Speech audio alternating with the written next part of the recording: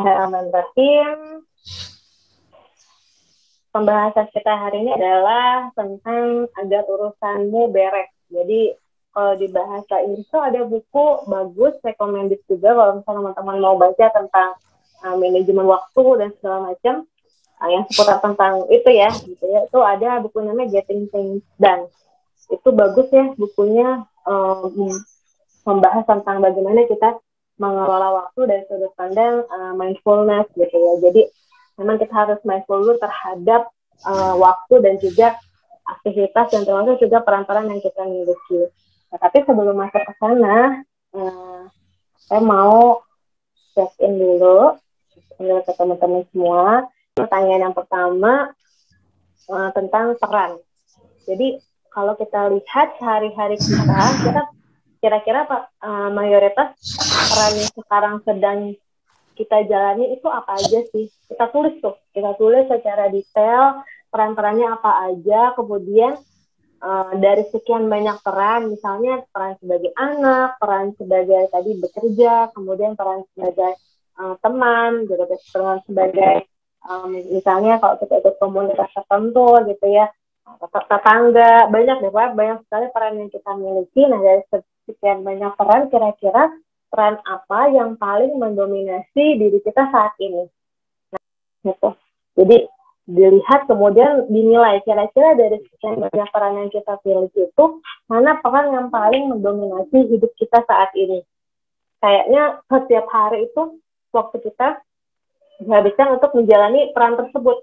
Nah itu perlu kita definisikan dulu sebelum kita bicara tentang manajemen waktu. Karena manajemen waktu ini akan terkait berkelindan dengan aktivitas yang kita kerjakan.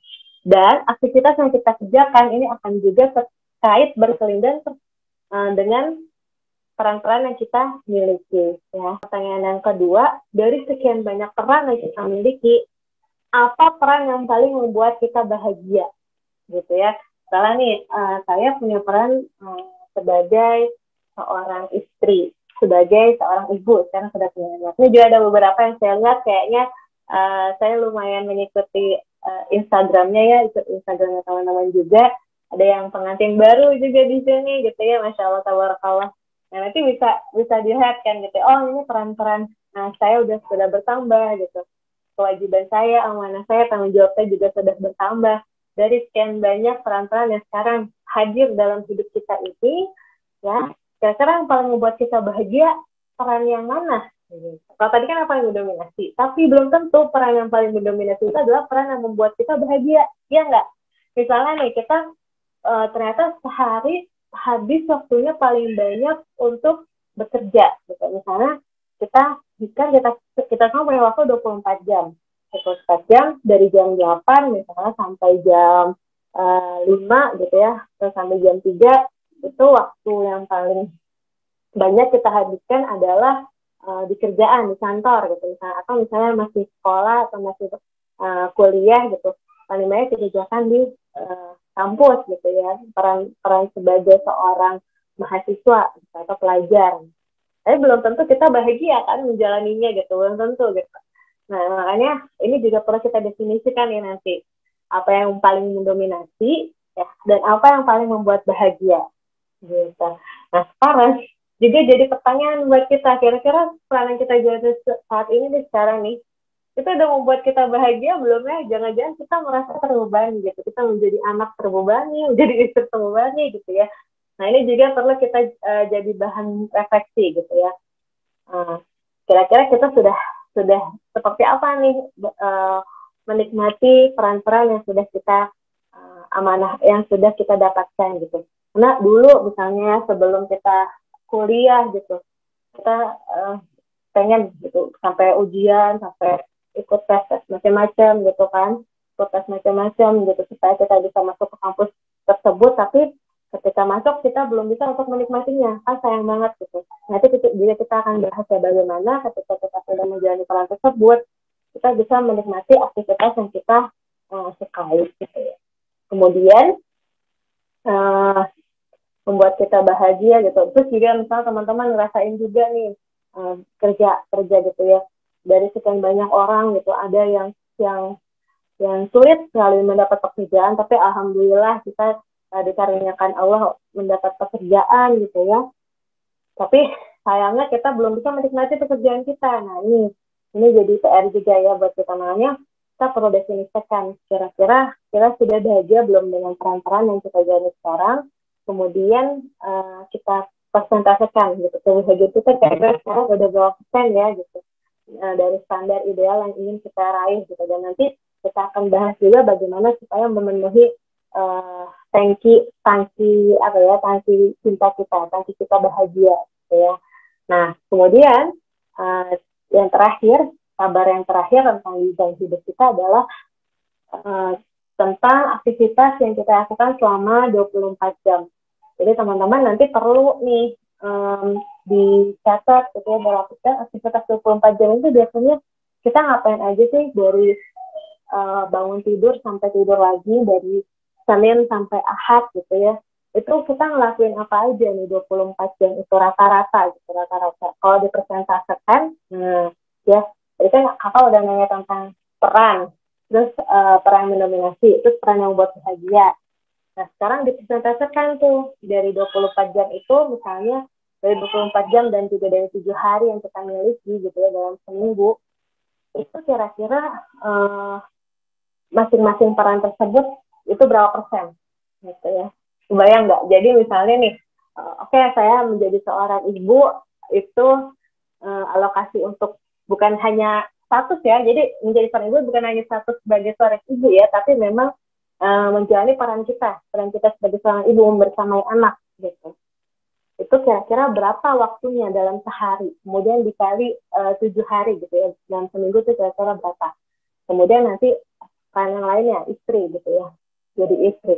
Karena kan kita juga, meskipun kita punya satu istri, kita dibilang 100% karena satu istri gak bisa diganti-ganti. Tapi kan maksud kakak tuh peran sebagai istri yang memang kita menjalani peran tersebut gitu. Bukan hanya karena kita sudah berlabel istri gitu. Misalnya waktu-waktu yang kita jalani untuk membersamai suami, kira-kira itu dalam satu hari berapa jam. Kemudian dari sehari itu dikali 7 gitu ya. Jadi dalam seminggu kira-kira punya berapa jam nih gitu ya, waktu sebagai seorang istri. Termasuk juga waktu sebagai seorang istri ini adalah selain membersamai suami, juga peran yang ada di domestik gitu. Karena peran domestik ini paket dengan peran kita ketika kita menjadi istri, otomatis ada peran juga di domestik gitu. Meskipun misalnya teman-teman ada yang di sini punya supporting system gitu, misalnya punya khodimat gitu ya, punya ART, atau misalnya teman-teman masih ditemani gitu ya, dibersamai oleh orang tua gitu kan, jadi bisa dibagi gitu waktu untuk domestiknya gitu. Tapi tetap dicatat kira-kira kontribusi kita ini di domestik ini dalam sehari sejam itu berapa ya, dalam sehari berapa jam gitu maksudnya, dalam sehari berapa jam, kemudian dikali 7. Nah terus kenapa sih Kak Anggun ini udah harus tahu gitu jamnya berapa-berapa, nanti di ending kita akan tahu persentasenya gitu ya.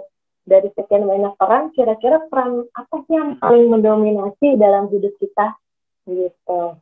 Jadi nanti kelihatan di situ, oh ternyata peran yang paling mendominasi kita tuh selama ini ternyata paling banyak peran di sosialnya, peran di ranah kerjaan, atau misalnya paling banyak justru buat diri sendiri gitu ya, paling banyak buat upgrading diri gitu, atau misalnya yang lain-lain pokoknya ya. Jadi ini kakak sekali lagi ya, setiap kita berjumpa bersama kakak ingin kita merojah ilmu ya, merojah ilmu yang sudah kita dapatkan selama di Akademi Permata gitu.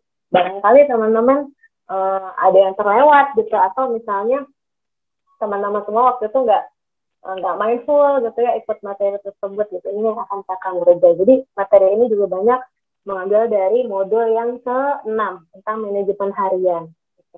Di situ kakak pernah cerita ya tentang usia gitu, tentang bagaimana Islam memandang usia. Karena ketika kita bicara tentang waktu, tentunya kita akan bicara tentang ajal kita, tentang usia yang kita miliki. Di mana ajal itu istilahnya tuh udah tetap gitu. Usia kita sudah tetap. Kalau misalnya kita diibaratkan usia itu adalah wadah yang Allah kasih ke diri kita. Jadi Allah kasih ke masing-masing orang tuh wadahnya beda-beda. Ada misalnya wadahnya kecil gitu ya, karena misalnya wadahnya tidak terlalu panjang gitu. Ada yang Allah kasih toples besar gitu ya. Nah, sekarang pertanyaannya, bagaimana kita mengisi wadah tersebut?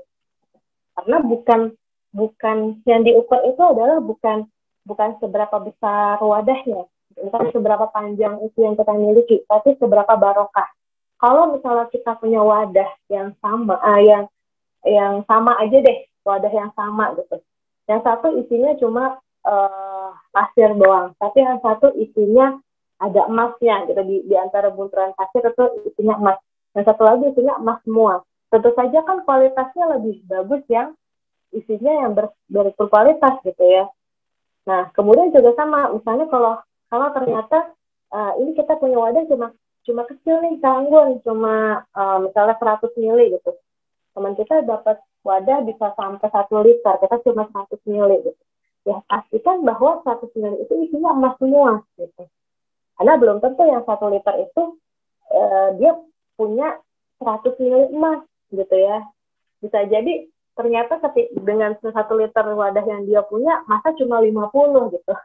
Masih lebih kecil dibandingkan kita ya. Nah, makanya ketika kita bicara tentang ajal, tentang usia kita dan juga aktivitas kita, ini adalah bicara tentang bagaimana kita mengisi wadah yang kita miliki. Nah, ini juga analogi yang sering banget kakak sampaikan di berbagai kesempatan, termasuk juga di kelas-kelasnya Bright Talk, bahwa ketika kita bicara tentang mengisi wadah, kita bicara tentang prioritas. Mana dulu yang mau kita masukkan ke dalam wadah yang kita punya. Gitu. Misalnya, kita punya pasir, terus ada kerikil kecil, terus ada batu-batu besar. Nah, kita harus memasukkan semua itu dalam satu wadah kita. Tapi masalahnya, gitu ya, kita kalau cuma masukin asal aja, belum tentu semuanya masuk. Nah, ya, belum tentu semuanya masuk. Kira-kira bagaimana supaya semuanya bisa masuk ke dalam wadah kita gitu? Pasti. Ya. Jadi kalau misalnya anggaplah batu besar ini adalah hal yang paling berharga, kalau misalnya kerikil itu nggak terlalu berharga, sedangkan pasir-pasir ini adalah yang tidak berharga gitu ya, tidak berharga. Jadi kita mengukurnya seperti itu. Jadi semakin besar berarti semakin berharga hal tersebut. Nah, ini sering juga saya sampaikan ya, kalau kita masukkan pasir dulu, pasir itu akan menempati paling bawah, ya paling bawah. Kemudian kita masukkan lagi kerikil akan ada di atasnya pasir, gitu ya. Karena kerikil nggak bisa menempati ruang nyelip-nyelip di pasir tuh nggak bisa gitu, ya. Kecuali kalau kita paksain, ya. Tapi maksudnya kalau kita tuang, masukin kayak biasa aja, itu kerikilnya akan otomatis ada di atas pasir kan, nggak bisa menempati ruang-ruang kecil gitu. Kemudian baru kita masukin batu besar itu bisa jadi malah nggak muat. Tapi kalau misalnya ketika kita masukin batu besar dulu gitu ya, masukin ke batu besar dulu, baru masukin ke kerikil itu bisa menempati ruang-ruang kecil yang ada di sekitar batu besar. Gitu. Baru kita masukkan pasir, itu juga nanti pasir akan menempati ruang-ruang kecil. Maka batu, kerikil, dan juga pasir ini adalah analogi dari aktivitas kita. Urusan-urusan yang kita punya, semua urusan yang kita punya ini adalah hal ini. Masalahnya kita seringkali nggak tahu nih, yang mana yang batu besar, yang mana yang kerikil, dan yang mana yang pasir gitu. Jadi kadang-kadang semua berat aja kita masukin gitu, sampai akhirnya kita bingung sendiri gitu, nggak muat gitu. Padahal kok semua orang dikasih jatah dalam sehari itu sama ya, 24 jam ya. Tapi kok ada orang yang bisa produktif banget gitu, sedangkan kita kok kayaknya nggak bisa gitu. Atau kita ambil contoh terbaik dari Rasulullah gitu ya, Rasulullah SAW gitu. Beliau kalau kita pikir-pikir ya, Masya Allah, Tabarakallah, beliau itu ibaratnya keluarga yang dibilang bahwa orang terbaik dalam orang terbaik di sebaik manusia adalah orang yang paling baik terhadap keluarganya gitu. Maka istri Rasul itu kenapa ada yang sempat mau dicerai ya, termasuk Bunda Saudah itu kan sudah lanjut usia ya, derajat itu kita tahu gitu. Beliau itu sempat hampir dicerai oleh Rasulullah. Kenapa? Karena istri Rasul itu harus gesit, gitu ya, harus gesit, dan memang nanti istri Rasul itu yang akan nanti menjadi ummul mukminin, menjadi ibunya kaum mukmin gitu, orang-orang beriman gitu. Maka harus bisa menjadi role model gitu. Nah, tapi Bunda Saudah ini nggak mau dicerai oleh Rasulullah gitu.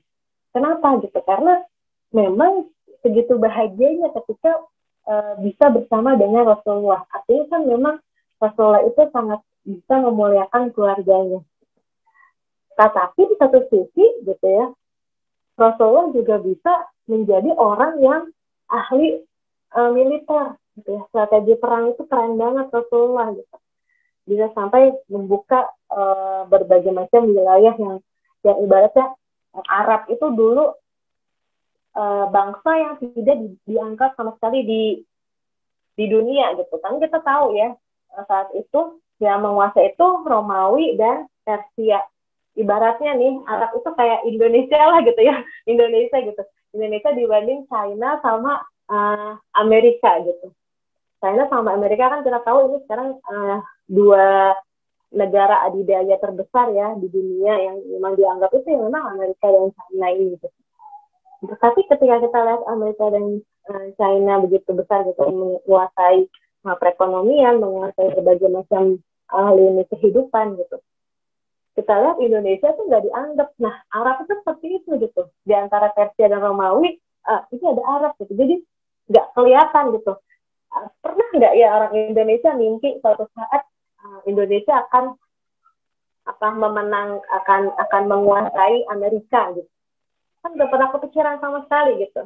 Sedangkan ya saat itu tugas resmi itu seperti itu, bukan hanya menguasai Persia dan Romawi, tapi juga menguasai dunia untuk menghidupkan Al-Quran, untuk membesarkan nama Allah gitu. Jadi itu butuh strategi gitu, butuh strategi yang memang Masya Allah gitu, luar biasa. Kemudian juga beliau adalah pemimpin umat yang paling dicintai.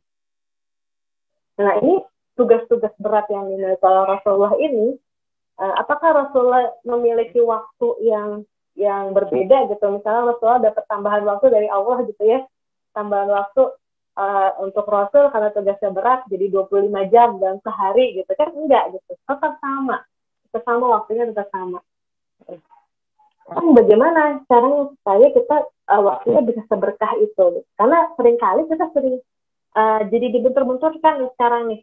Kalau misalnya karirnya bagus, keluarga berantakan. Keluarganya bagus, gak berkarir gitu ya. Kan kayak gitu, kangen gimana nih gitu. Ya udah, tinggal kita bagaimana mencontoh Rasulullah dan juga generasi sahabat gitu. Karena memang generasi sahabat ini didikan nasional Rasulullah, dan pastinya kita ngeliat kualitasnya memang berbeda gitu ya. Kualitasnya berbeda. Tapi jangan sampai kita mikir ya itu kan Rasul kak gitu kan. Dan itu kan Nabi gitu. Nabi kan emang maksum, nggak pernah salah gitu ya, wajar lah bisa kayak gitu. Kita mah salah kita apalah kita gitu, nggak bisa ngikutin Nabi, enggak ya. Justru mindset kita ini harus mulai diubah lagi ya, dibentuk lagi gitu. Kita belajar berbagai macam teori time management di luar gitu, tapi kita nggak pernah menyentuh time management ala Rasulullah karena kita ngerasa itu adalah Nabi dan nggak mungkin ditiru. Padahal kita semua sama-sama sepakat bahwa Nabi Muhammad Shallallahu Alaihi Wasallam adalah uswatun hasanah, role model kita. Role model tapi nggak bisa ditiru, itu kan nggak mungkin kan. Yang namanya role model itu pasti bisa ditiru.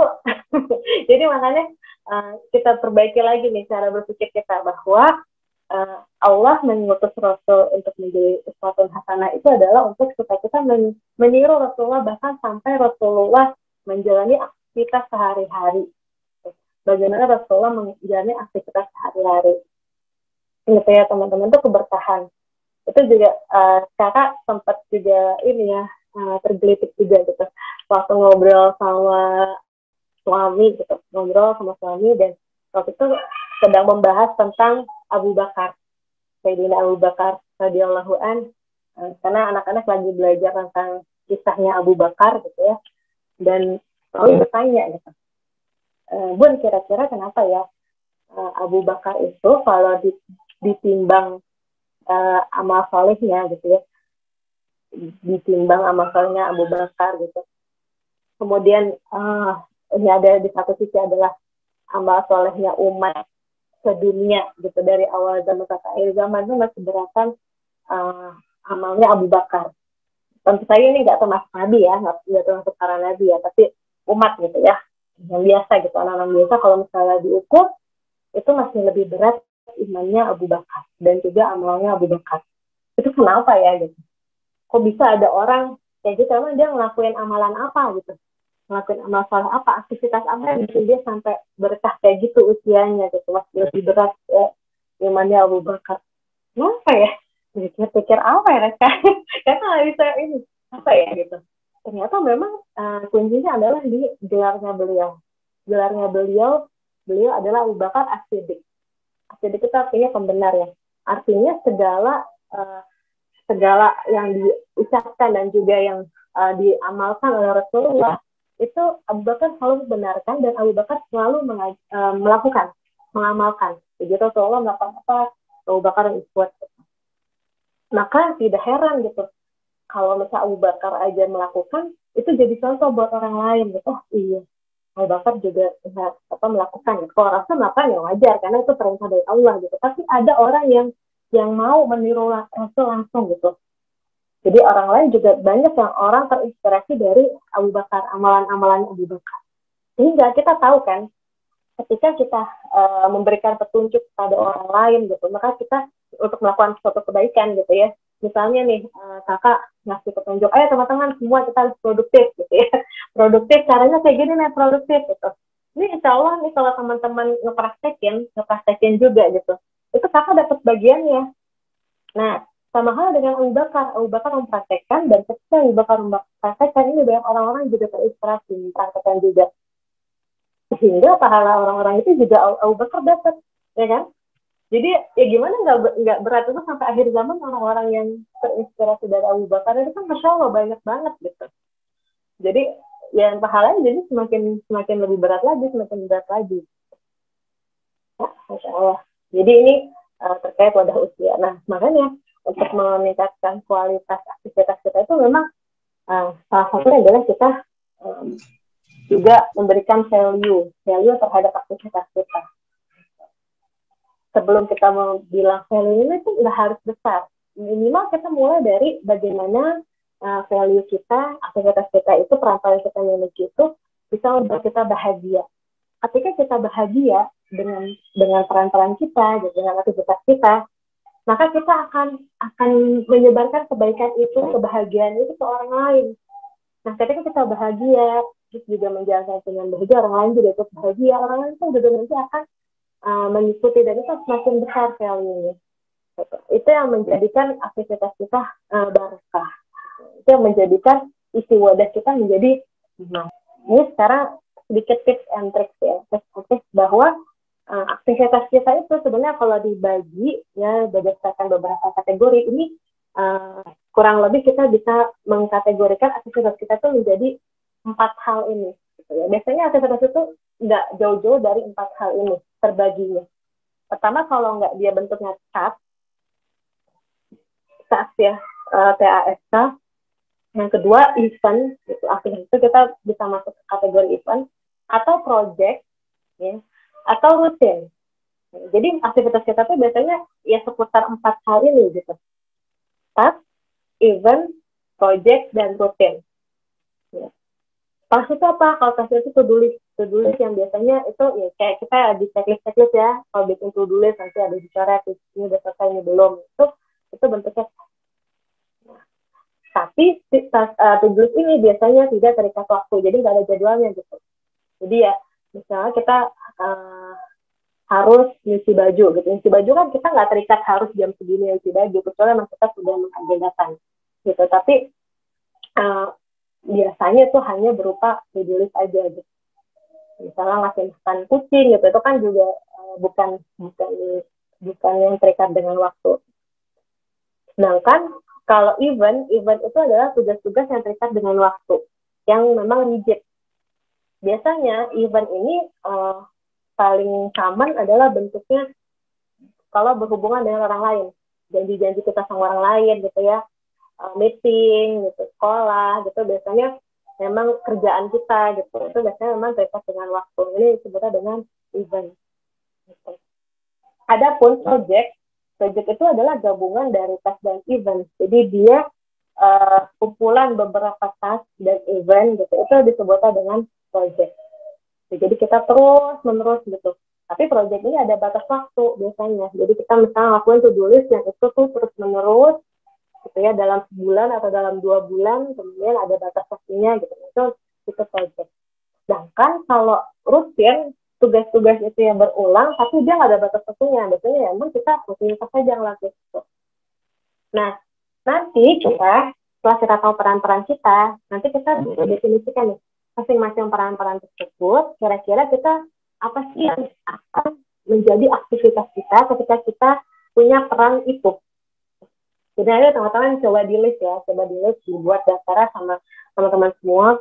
Oke, saya menjadi seorang anak. Menjadi seorang anak berarti aktivitas saya adalah pertama, ya, kalau belum nikah ya, bantu orang tua di domestik, atau misalnya yang kedua apalagi kalau misalnya nggak bersama sama orang tua, kunjungin orang tua gitu ya, atau misalnya nelfon orang tua gitu ya, kayak gitu. Itu kan aktivitas-aktivitas. Jadi kita list tuh peran-peran yang kita miliki, kira-kira dengan konsekuensi kita punya peran itu, kita akan mengerjakan apa aktivitas yang akan keluar dari peran-peran tersebut.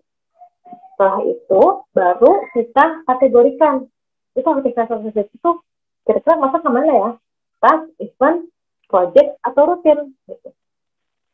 Karena teman-teman seringkali kita punya buku agenda, buku planner, kan nggak mungkin ya kita tulis semuanya gitu, kerjaan kita sampai detail di hari itu apa gitu.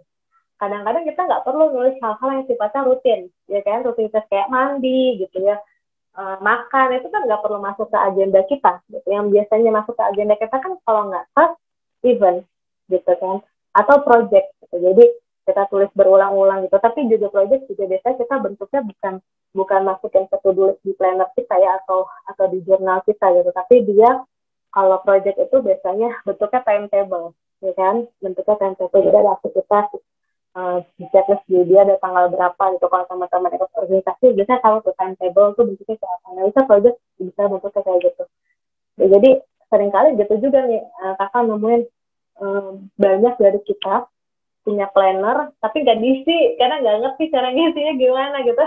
Ya bagus ya gitu, berazam setiap tahun ganti planner supaya bisa lebih produktif dicatat, tapi bingung nyatetnya gimana kak, ini kan nyatet nggak ngerti gitu.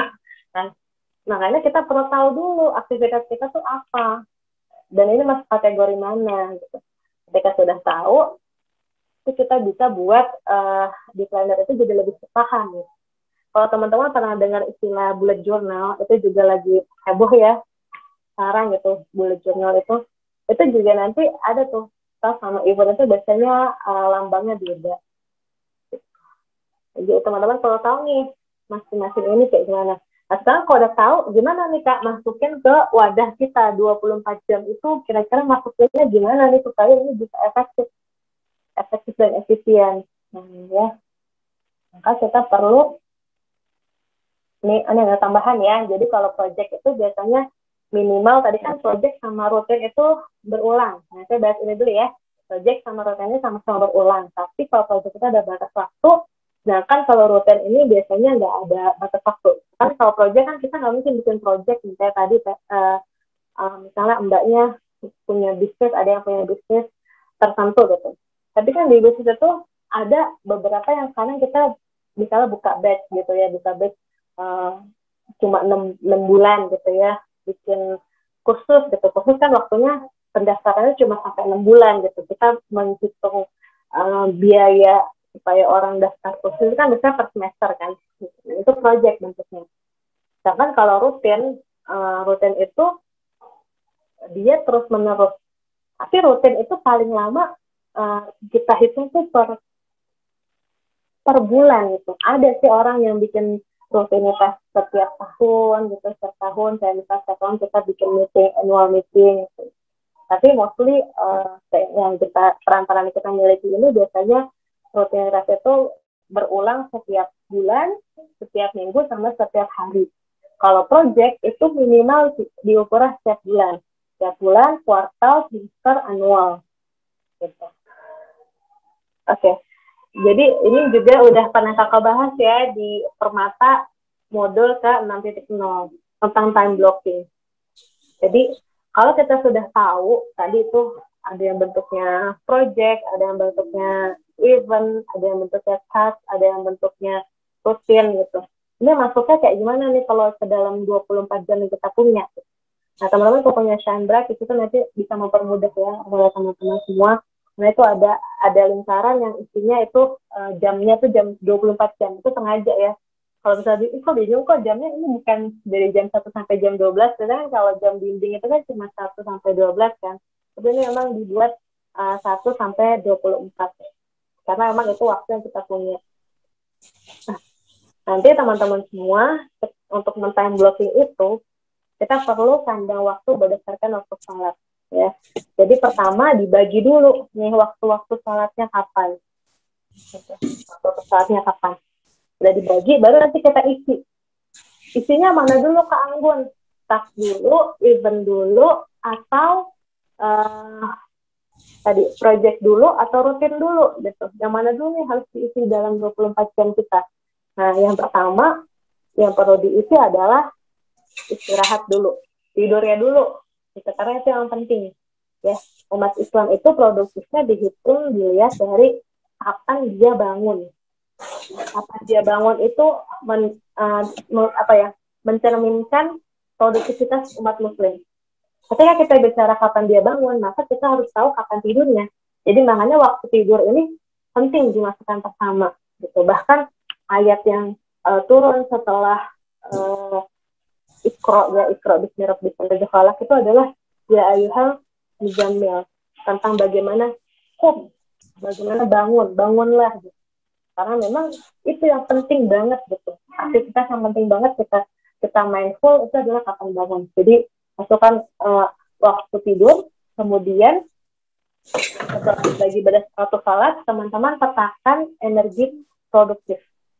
Ada nih orang yang produktifnya itu pagi, ada tapi yang malam. Nah ini perlu ditahu. Kira-kira aku tuh semangat, aku tuh punya energinya kayak baru pecah. Pagi itu di jam-jam berapa? Nah itu udah dipetakan. Energi produktif ini nanti yang diisi dengan event, atau to-do list kita. Gitu ya teman-teman. Event atau to-do list kita, ada project-project kita itu di energi produktif kita itu masuk ke situ. Ya, masuk ke jam-jam yang memang kalau disebutnya ini istilah heat map.